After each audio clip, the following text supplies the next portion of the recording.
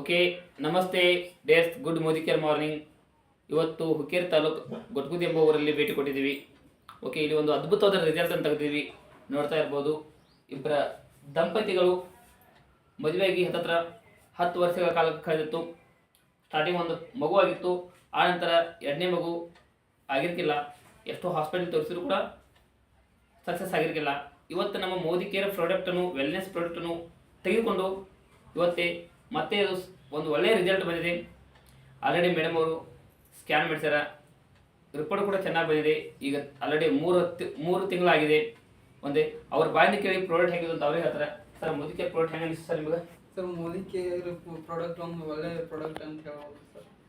Okay sir, ಅದರಿಂದ ಒಳ್ಳೆಯದಾಗ್ತೇ ಹೊರತಾಗಿ ಅಷ್ಟೊಂದು ರಿಸಲ್ಟ್ 100% ಇದೆ ಸರ್. ರಿಸಲ್ಟ್ 100% ಇದೆ ಸರ್. ಹಾಂ ಸರ್. ಓಕೆ, ಹೊರಗಡೆ ತೋರಿಸಿದ್ರೆ ಏನಾಗಿರ್ತಿಲ್ಲ ಅಲ್ಲ? ಏನಾಗಿದೆ ಸರ್, 8 ವರ್ಷ ಗ್ಯಾಪ್ ಆಗಿಲ್ಲ? ಹಾಂ, 8 ವರ್ಷ. ಓಕೆ, ನಿಮಗೆ ಏನು ಸರ್ ಮೇಡಮ್ ಖುಷಿ?